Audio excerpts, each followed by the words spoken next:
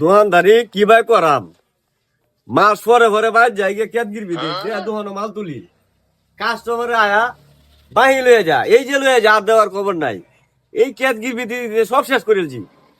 ওখান কিছু টেয়া পয়সা নিজের হোর বাইতে মানছি, সেরার হোর বাইতে মানছি, আইনে মাল তুলছি। এরপরও কাস্টমার আকালি কয় বাহি পাইতেছে মেমান কিবা যে কি করি রুবেলের দোকান টিয়া ভাই বততা। আচ্ছা আজ সদায় তো বেশি নগদ কিনলাম। আইয়ে এটা দেন সেটা দেন, টিহা দেলতাছে, বিকাশ এবার তাছে, সোহাল দেলতাছে, বহে যাচ্ছে, খবর নাই।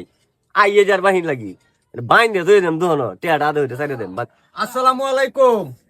ফাঁকবেন কিছু সদাই লাগে। এবার যেন আগের কিছু টিহা আছে। আরে আজ তো নগদ না মাঝে সদাই লাগবো ততা। কি কি লাগবো? আমারে আন্ডা দিন 1 কেজি, তারপরে 2 লিটার সয়াবিন দিবাই, তারপরে নারকেল তেলের কথা কইছে, কাপড় দেওয়ার 50 সাবান এটি দেন টিয়ার জন্য নগদ দেন বাম। আব্দুল্লাহ চাউলও লাগবো। কোটি চাউল এই যে 10 কেজি দিলে হইব। ডাইরেক্ট 1500। এই যে 1500 আছে 10টা টিয়া দেন ইউটিউব বাজে বাজ যায় এমনি। আগের টিহারি বাবা, আচ্ছা এটা দেম না, আরে আমরার লগে ধরা আছে। তোমারে তো আমি বাহির লাগে না হরি না, তোমার মতো একটা কাস্টমার আমি খাইছি। আচ্ছা হইলো।